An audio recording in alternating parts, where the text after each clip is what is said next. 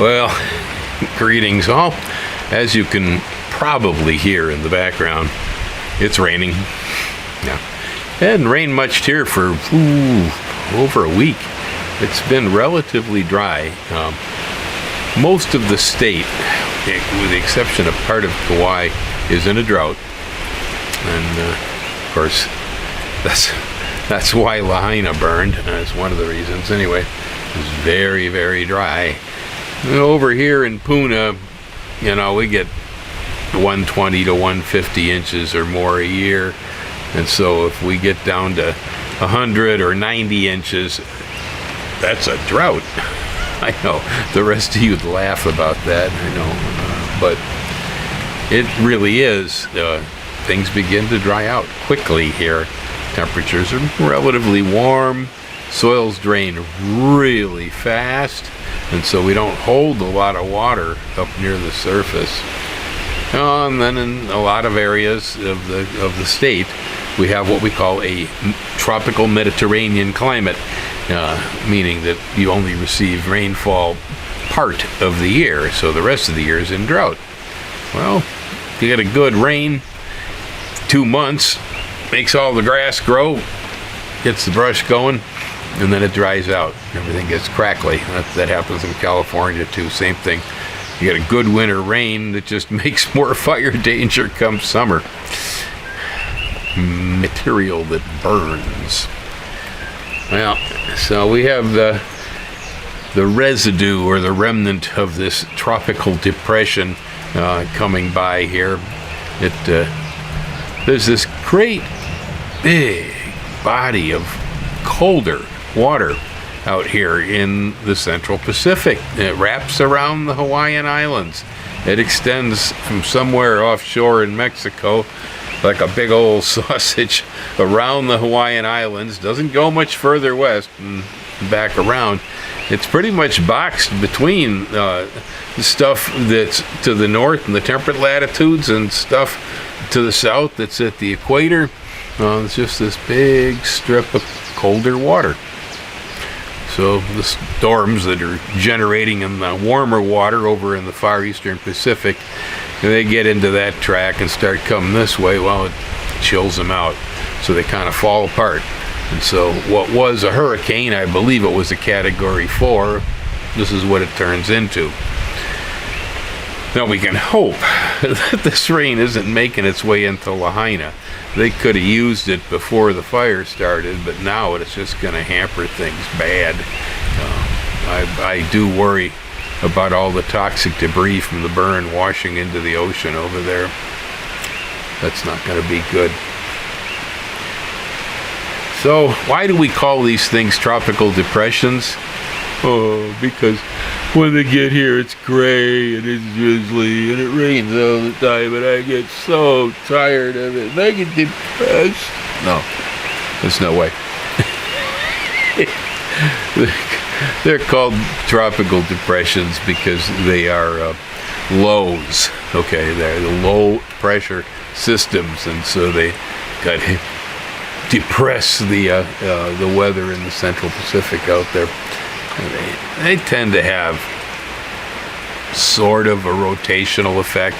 Usually they start as cyclonic winds and gradually fall apart and just become tropical depressions. Well, I'm so depressed because Sebastian was supposed to come by and help me strip down my vanilla orchids. My vanilla orchids are suffering because the tree they were hanging in died.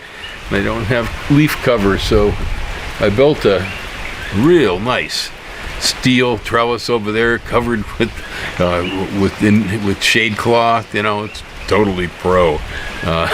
Yeah, and I'm going to take the orchid down, but it's going to be quite challenging because it's huge.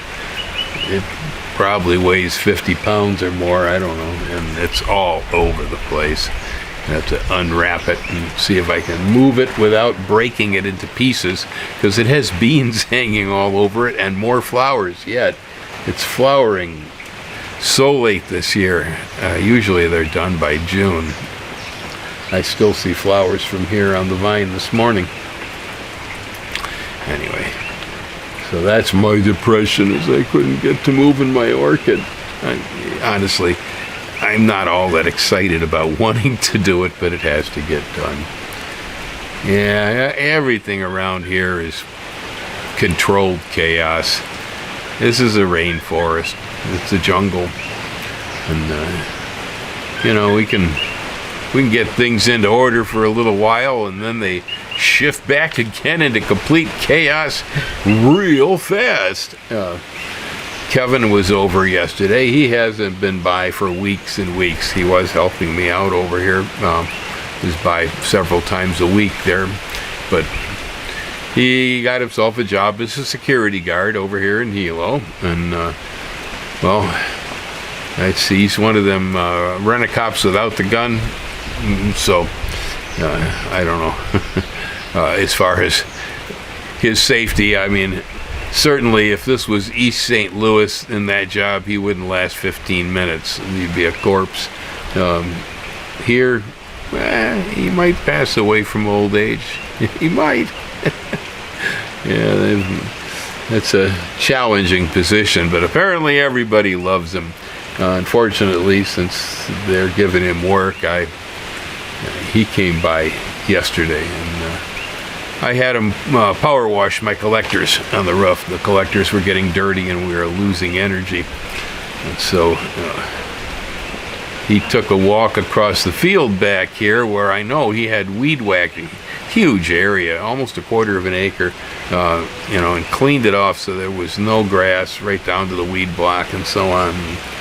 He took a walk back there because I told him he could get some bamboo, and he was stunned because the grass is, it's this high again already.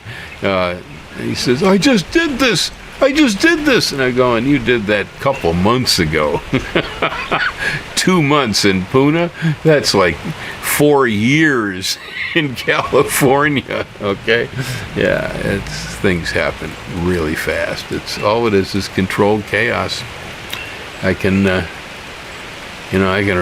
get it straightened out for a little while. It looks pretty good, but it's not gonna stay that way.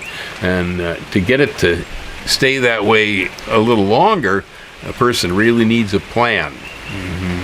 When you start changing anything on property around here, you best have a plan for how you're going to deal with it, and you would best to know that nature will take your work back over very, very quickly. And so plan for it and try to figure out how to keep that from happening too fast, or how you're going to mitigate it, what you're going to do. But you're going to have a plan, believe me. I've seen people around here who just dive into something without any forethought of where it's going, and usually get a rude awakening and a surprise later on. Yeah, when the vines take everything back over and the jungle covers all their hard work. There are other advantages to these tropical depressions. Oh, I'm so blue. And that's, when I lived in the Midwest, Wisconsin in particular, there were times when the weather there would just go so far out of whack. Usually cold. We'd get so cold that it didn't make any sense to be outside. You get near the fire, you find a book, and hang out, stay warm, stoke the fires, and relax, enjoy life, do indoor things, work on carpentry projects, make a guitar, read sci-fi, whatever. That kind of mindset, Well, when I moved into California there, and boy, Fremont is a Mediterranean climate with only 16 inches of rain a year on an average. So basically, it's almost always suitable to be outside most of the time. Most of the time, you have no excuse. And so that's why Californians are all out there on their skateboards, they're out there jogging, they're riding their bicycles. They have no excuse. They can't sit in the chair and do nothing when the sun's shining like that. And so it's, that used to hit me too. I get tired of it. I go, man, Can't we ever get a break from this stuff naturally, because the weather went bad? Well, I, knock on, that's wood. Yeah, this wood. Knock on wood, because, boy, they're getting a break from the weather now, aren't they? Yeah, what a mess. That's a strange system that plowed into San Diego and head north there. That's a real strange system. Things like that don't happen too often. Well, so here we are though in Puna. And of course, we don't get 40 below. Right, Gracie? Huh? My kitty just come running. She heard me over here. She says, Bill's over shooting videos. I gotta go see what he's doing. She's all wet. I don't have a rag here, Gracie. I can't dry you off. You're just gonna have to live with it. She's shaking like a dog back there. Yeah. Good girl. Aren't you a good girl, huh? Oh, you like the camera. Oh, you are so wet. What are we gonna do with you? Look at you. You're all soaked. Oh, my cat's all wet. Huh? I don't have a rag. I can't dry you off. You want to say hello to people? Huh? Everybody wants to say hello to Gracie. Hmm? Say hello, Gracie. Yeah. So, it gets raining over here in Puna like this, and I know even Gracie, she comes inside, she flops down on the bed over there, and she says, forget it, it's too wet. I ain't gonna go out and chase nothing around. She does that, and I do the same thing. Weather like this, yeah, good day to shoot a video and talk to the cat. All right, we're gonna talk to the cat. She's right here. It's still wet. I gotta go find a rag and dry her off. That's why she's here. She come running up, going, Bill, I'm all soaked. Come on, dry me. Yeah, she likes it. Say, cat is totally waterproof here. She spent her whole life out there in the woods soaking wet because it rains almost every day. And then she found Bill and Ellen. And Bill and Ellen went, oh no, the poor kitty's all wet. Let's dry it off. And so now she says, oh man, I got people. Yeah, she knows.